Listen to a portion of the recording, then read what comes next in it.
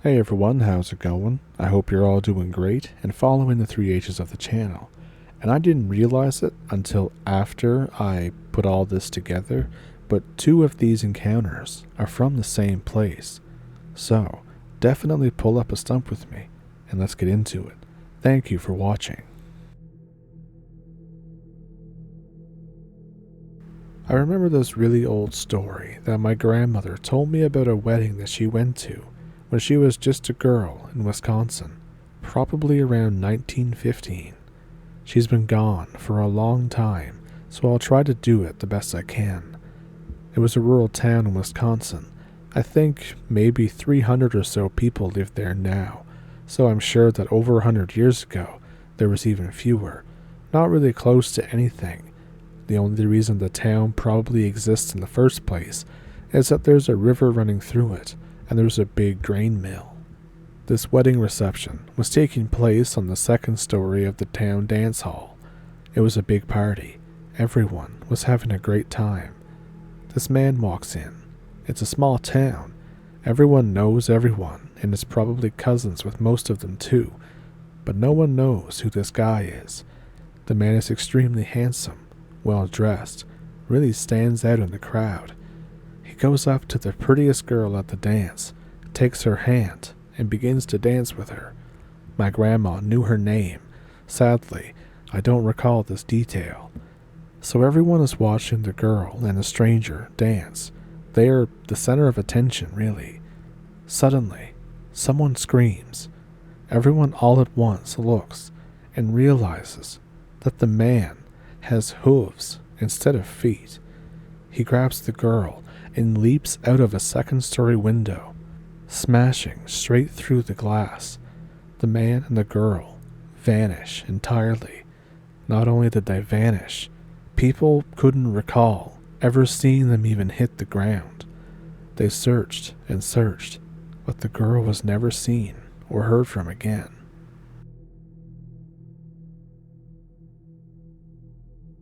I remember this experience pretty vividly. It was 2015 in September. I live in Nowhere, Wisconsin, a town of about 4,000 people. The first week of my last year of high school, and I made a bunch of new friends. I was playing baseball at around midnight at the local park. I make some joke about a post I saw on the internet about how the world was supposed to end that week. Everyone laughs about it, but it's pretty mundane. None of them really believe in the paranormal or alien life. Some friends are laughing, like I said, and then somebody mimics the old X-Files theme song. We play baseball for a few more minutes before deciding to take a break. We're chilling in relative silence, just listening to the night and feeling the last winds of summer pass through. Suddenly, we hear this long, drawn-out sound that pierces through the night. The wind stops. All sounds become super muffled except for that noise. It happens again. My friends start looking at me. They think I'm pulling a prank, and they tell me to F off and all these other things. But I realize that I can't really hear them, and they seem to realize that they can't hear each other, so they start trying to yell. I swear up and down that I'm not doing anything. The sound happens once again. This time, it doesn't stop for a solid 30 seconds. We can hear it echoing all around. Someone says something like it's probably a train or something like that. Someone chimes in who has lived in the area since they were born, says that a train does not come through tonight. The sound happens again, but now it's much closer. It's reverberating through everything. I can even feel my teeth vibrate. Everyone collectively just nopes out, and we sprint to a friend's house. At some point along the way, we begin to be able to hear again, but things are still pretty quiet. We all hide in the basement and keep poking through the blinds to peek outside. No one can sleep or even relax. The sound happens every once in a while for the next 2 hours, and then we eventually see a lot of air traffic. We see a trio of military helicopters with their lights off flying overhead. The sound doesn't resume after. We eventually fall asleep due to exhaustion at around 4 a.m. We still have no clue what the hell that was.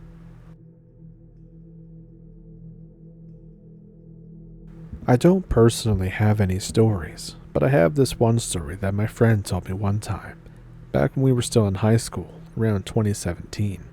I won't get too specific as to where it was, but I live in the driftless area of Wisconsin, just to give you a rough idea of where this was.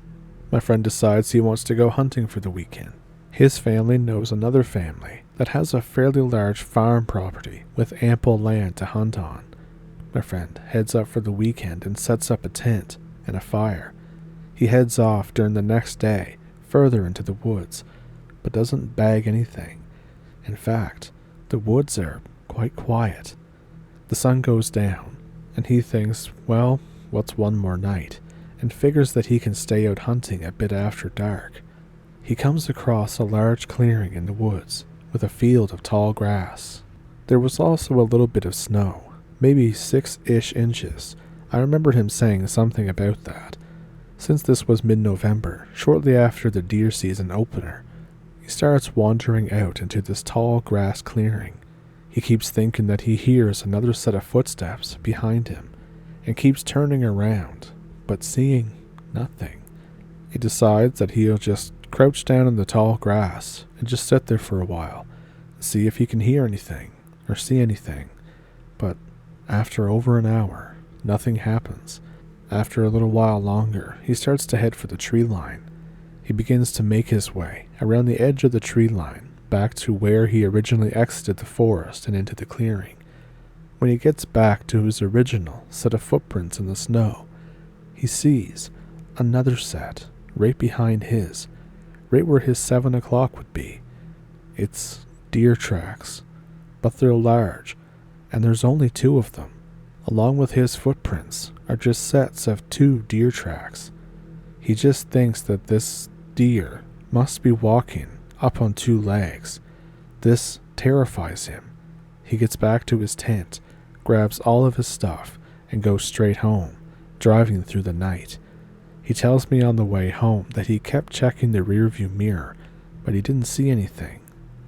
He got home without any further problems, but when he tried to sleep that night, he had awful nightmares of a deer standing on 2 legs, laughing at him for being afraid.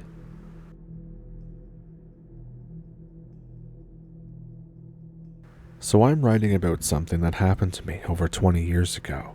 I live in a small lake area called Bonners Lake, just outside of Burlington, Wisconsin.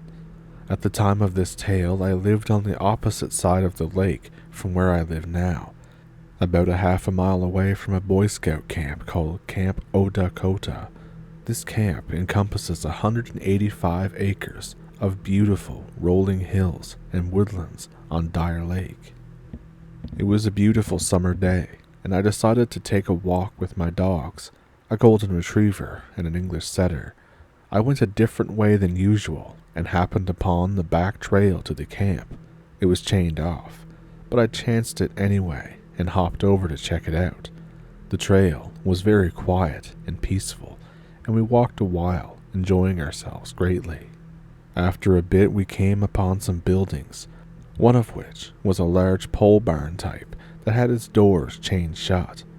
Curiosity, as you can imagine, overtook me.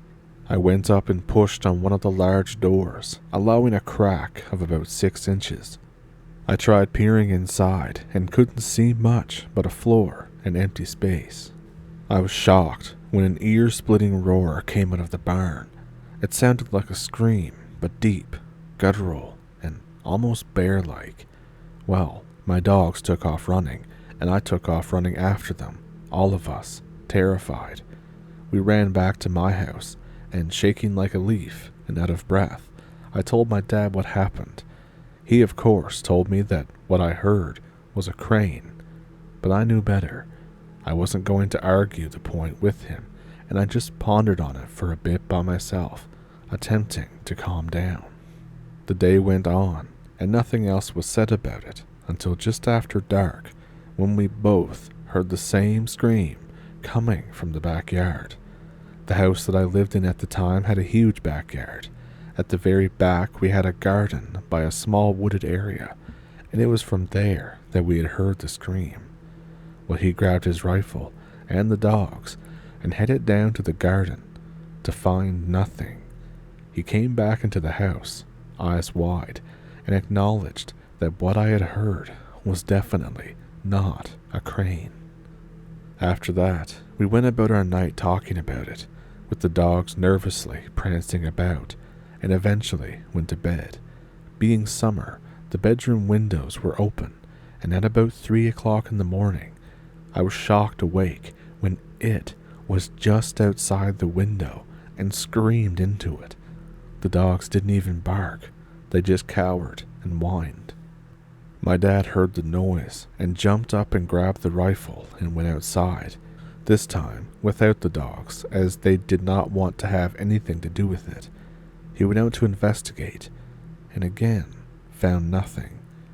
Well, the story would end here, as we didn't hear anything after that, and I was too scared to investigate that building again.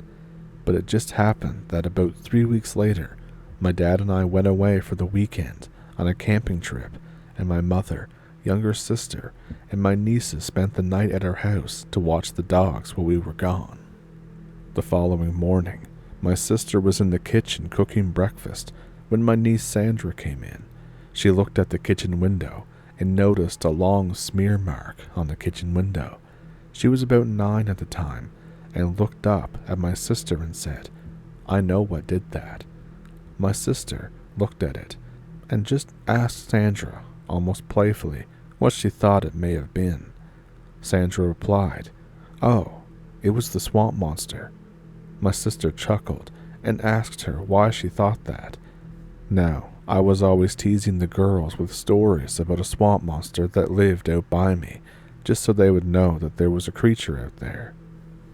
But this was, of course, just a story, and this was long before my own experience, and it wasn't cute and funny anymore. Then she said, "I saw the swamp monster last night."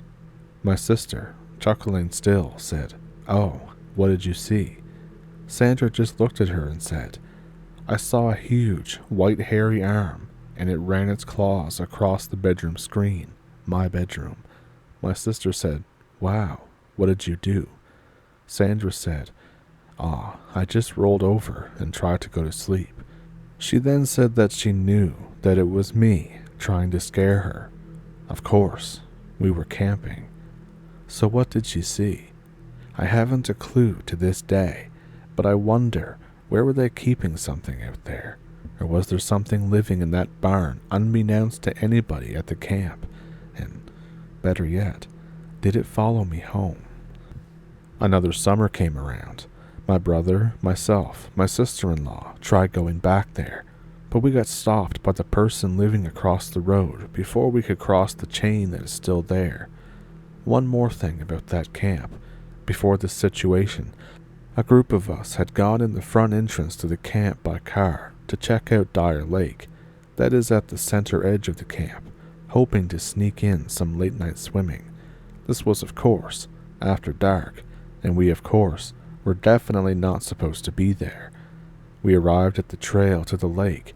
We got out of the car with our flashlights to walk. We tried following the trail, but ended up going off somewhere along the line.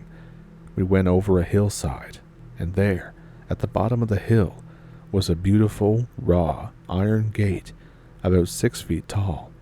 There was a hole dug into the side of the hill, and this gate was covering the opening.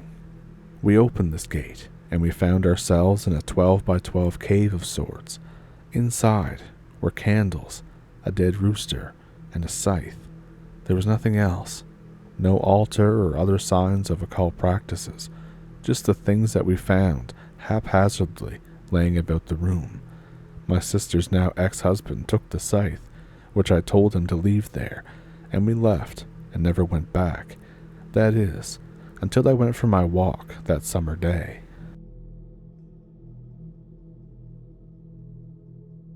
This happened when it was summer, going into my junior year of high school. So if I'm doing my math right, that would put us back in 1994.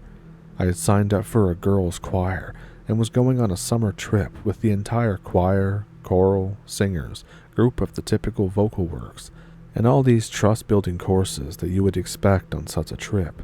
The camping part landed us at a Boy Scout camp, Camp Odakota, located in the Burlington area of Wisconsin. It was a very odd weekend all around, to be perfectly honest. It started out simple enough, choir practice all day. It was raining anyhow though, so nobody really minded. On a 30-minute break, I went out to stretch my legs, along with my then fiancé. Despite the fact that it was still raining, I opted to go dance on the gently sloping grassy hill behind the mess hall. It was a warm rain after all. I had unsuccessfully tried to drag my other half out at the time. It wasn't until later, when we were finishing up with practice for the evening, that all the magic began. As we were leaving this mess hall to get ready for supper, we emerged into a beautiful fog. It was enveloping everything, and it was gorgeous. It wrapped around you like a warm blanket, despite being chilled from having drenched myself earlier. Supper went without a hitch. It wasn't until the exceedingly high bonfire, it had to have been a solid 6.5 to 7 feet tall, that the sighting happened. I was sitting on a log bench with my back pointed somewhat between the circle of trees surrounding us and the hill that was leading up to the mess hall. My fiancé, seated right beside me, to my right, when we had been sitting there for a bit, and there was this usual horseplay and shenanigans going on from the other choir members around the fire.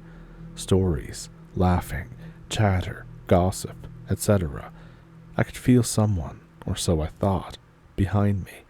I assumed another choir member wanted to play a practical joke to try and scare or startle me, so wanting to catch them off guard, I spun around quite quickly to catch them.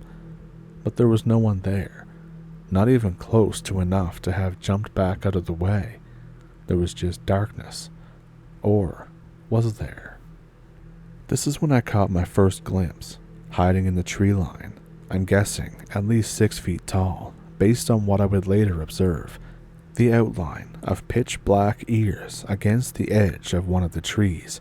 It was the outline of a wolf, but far too tall for the height that a normal wolf would have been. The fur, when I say it was black, I mean it was so black that no light escaped it. It was like black hole black. Even the night sky with its stars seemed brighter. There wasn't even a shine to its fur.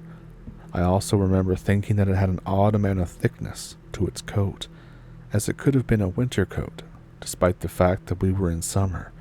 I could not see the whole of the body, but the ears were much more of an equilateral shape versus the stories I hear of now that are talking about isosceles triangles with tufts. Well now, at this point, I really thought my eyes were playing tricks on me. It's dark. I can't possibly be seeing what I think I'm seeing. So, periodically throughout the night, I would turn around, now trying to be sly about it, and just so I knew that I wasn't imagining things, I was given proof. You know that look of light catching the eye of an animal at night, that reddish, orangey, yellow and greenish marble look that the eyes get. Yeah, that's exactly what I saw. 2 of them in the light of the bonfire, and not just once, but several times. The more I turned to look at it, the more it seemed to shrink into the shadows. But if I didn't turn as often, if I gave the chance to get comfortable, it would be out a bit more. As you can imagine, I had a near-death grip on my fiancé's arm by now. I did draw his attention to it, and he said that he also saw it, but I also think he may have been trying to placate me at the time. Now, I had to figure out how the hell I was going to go back to the girls' cabin, because I knew damn well the chaperones were not going to let my fiancé escort me, and what's more, I didn't want him going to the boys' cabin on his own then. I finally found another girl ready to head back. We raced off to the girls' cabin together, holding hands, so no one would get left behind by accident if they tripped. She hadn't seen what I saw, but she had a creepy feeling about something. and neither of us were taking any chances. We made it to the girls' cabin without incident, but after slamming the door behind us, we both realized just how bad that we had to go to the bathroom. So now we are faced with a choice: wet ourselves, never going to live that down, and there's no way that we could hold it until morning, or suck it up and head over to the outhouse. Option 2 was elected unanimously. The problem, when we reached the outhouse, was that it was a one-toilet privy. Neither of us wanted to wait outside alone in the dark. We made a pact that one would use the facilities, while the other one held the door shut from the inside while keeping our eyes shut. After which, it was another race back to the cabin. Exhausted from all the running and the stress of the experience, it didn't take long for me to fall asleep. The next morning, I opted to get dressed and found new courage in the light of the sun. I probably had a death wish back then, but hell, didn't we all as teens? I went strolling down to the bowl where the fire pit was. As I approached, I could smell some god-awful smelling trash. Later, I had someone try to tell me that the smell was a backed-up grease trap, and the visual I saw was just mushy mushrooms. Well, I say bull. I know what a mushy mushroom looks like, and I know what feces looks like, and I am quite all too familiar with what foul diarrhea from a canine smells like. And let me tell you, that was some major intestinal upset. I still remember the sickening grayish brown-green color, and on occasion the smell enters my nose through my memory. Blech. The feces wasn't the only physical evidence either. By the pines that had been seen in the tree line, the wood chips were packed down, like something heavy had been there for quite some time on top of them. Curious thing though, there were bushes, shrubs directly behind them, so how on earth did I see this thing move closer and farther from me at night without it making any noise? And as I thought about it, what kept it from chasing me and the other choir mate when we ran back to the girls' cabin? A live animal would have given chase. Was it, or is it, an ethereal creature or entity? So pondering that, I decide to stroll down a narrow pathway pointing to the boys' cabin to see if the bow is up yet. I forgot about the fact that there was a dense tree line on either side. Yeah, like I said, I think I had a death wish, a dumb teen that I was, or perhaps I just thought I was invincible, like every other teen out there. Anyhow, as I approached the boys' cabin, there was little signs of life. Of course, they were all still sleeping. After waiting around for 5 minutes or so, and realizing that no one was coming out for me to even inquire if my guy was up, I decided to head up a path that was bordered on my left side by a small hill that stretched nearly the entire way up the path. Shortly after passing from sight of the boys' cabin, I saw a red orb, about the size of a volleyball, dense and red in the center, fading toward the outside edges, float out to the gravel path ahead of me, about head height. It had come from the left. Now, mind you, it was not perfectly still. It did this kind of hover motion in its spot as it moved forward. My dumbass self decided to follow it. A minute or two up the path, it stopped dead, and even though it was an orb, you could tell it turned back around to stare at me, as if to say, "What the hell do you want? Why are you following me?" Despite there being no exchange of words, it turned back around and continued on until the gravel stretch that we were on T-boned onto another gravel section, giving way to a dead end in the tree line. The orb proceeded into the tree line and dissipated right in front of my eyes.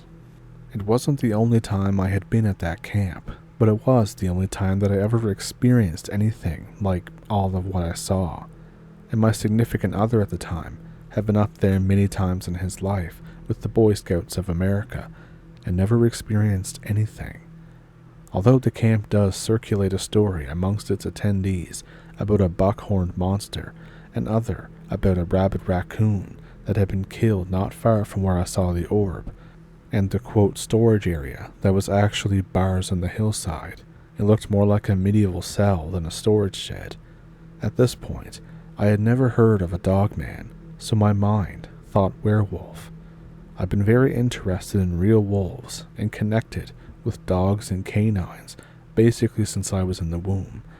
I'll also admit that I've been obsessed with a variety of things paranormal and supernatural from the time that I was a young lass, but I was focused on ESP, ghosts, etc. At that point in my life. I certainly hadn't even thought about a real werewolf or a dogman could actually exist. Nonetheless, I believe this and a number of other properly placed events and entities in my life both before and after this incident led me even deeper into wanting to learn about all things that go bump in the night, as well as deepen my connection with the natural world around us. I joined a paranormal group for about 3 years, but decided that I preferred sleep over the average attention seeker we came across. Plus, I never had a chance to do any cryptid investigations with that group, although I did part on good terms, so we keep in touch with anything they think I might be able to help out with, or vice versa. I met some pretty cool people though. It's also interesting to note that the Beast of Bray Road incidents are not that far from being seen in Elkhorn and Walworth counties, so it's not a stretch to think that it was the same sort of creature. However, the one that I saw did not have glowing red eyes, just eyes kind of lit at night. I did share the experience with Linda Godfrey many years later, although at the time I couldn't remember the name of the scout camp that we had been at when I contacted her. She actually asked to utilize my story in a book that she was writing, but given I did not want to be labeled a whack job by more than just my family and have it threaten my livelihood, I asked her to use my Algonquin name my fiancé had given me at the time that I experienced this interaction with the wolf creature. You can take it for what it is, believe me or don't. There's no proof that I can furnish beyond my memories, which I know is not enough for most.